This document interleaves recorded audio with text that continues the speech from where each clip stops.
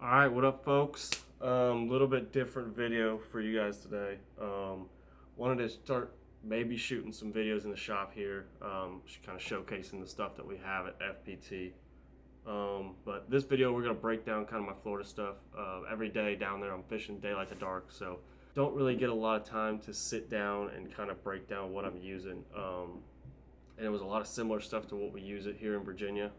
But yeah, gonna get into it. Day one, we were at Headwaters Lake. I guess day one and two, and two kind of staples for me was one, the chatterbait, Florida staple. I rotated between, obviously jackhammer is my go-to, but rotated between kind of a green pumpkinish, sungill combo, kind of bluegill, I guess you could call it, and I did throw a little bit of black and blue too. Caught a few fish doing that, but yeah, always a jackhammer for me, staple. I know there's some great options out there and stuff that we carry to the store, but that's what I go to.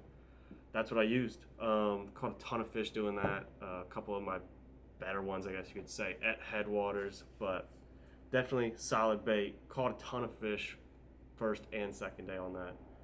Always gonna have some sort of chatterbait tied on when I'm down in Florida, especially at Headwaters. Chatterbait setup I use, this is a 7.2 heavy X-Bride. Been using this rod a lot. I throw a ton of chatterbaits on the river here in Virginia, and this has been my go-to rod, and I love it.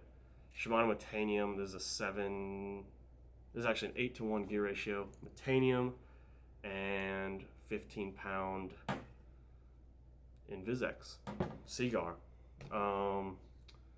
Yeah, I tried the braid stuff last year in Florida, and Matt was down there with us, and he got way more bites than me on the first couple of days throwing the fluorocarbon. So switched that, didn't have any problems getting the fish out, and yeah, so that setup worked great. The other staple in the first 2 days was the Yamamoto Senko. Throwing this on a BKK 2-aught flipping hook, and I had an Intuition tungsten weight, I think 3/16 probably, and caught a ton of fish doing that. Throwing a 7-foot heavy X-Bride, along with a Shimano Corrado 70. Love this reel, been using this to flip a ton. I like a smaller spool. It's just a little bit easier to cast, especially if you get like windy days like we always do down in Florida. Yeah, that was a great setup for me. Flipping the reeds, there's a lot of wood actually on Headwaters. Flipping the wood, flipping those like little individual reed clumps and those floating islands. Caught a ton of fish doing that. The braid, a little bit different braid that I've been using. This is Cortland braid. No affiliation or anything. These guys stopped by the store a few years ago, and we've been carrying them ever since. I love that stuff. Use it on all my rods and reels, and been great. It's a little bit louder braid, I guess you could say. It's kind of the thicker stuff, similar to Power Pro. But I love that kind of braid. I always have. I'm not a huge fan of the slick stuff. I don't know why. It's just personal preference, but been using that braid, and you'll see that in some of the other setups. But yeah, that was the setup for days 1 and 2 on Headwaters. Really fun day. Didn't get into any big ones there, unfortunately, but just caught a ton of fish, like 50, 60 a day, and definitely a fun place to be. Jumping into I believe it was day 3 of my trip. Got to switch it up and go to Lake Istapoga down in Florida, and this was probably my favorite day. We caught him doing something I was not expecting. Throwing the Black Label peanut bait that I throw a ton here. Still have some grass on it from Headwaters, but yeah, we probably caught again 50 or 60 fish this day. Awesome throwing that Black Label. That went down to Florida, not planning on cranking. I was planning on flipping chatterbait and doing the regular Florida stuff. Just so happened we got on a really fun crankbait bite in those canals and wrecked them. Had a 4.5 and a 3.5 and a bunch of 2s, and yeah, really good day. Doing something I wasn't expecting to do down there.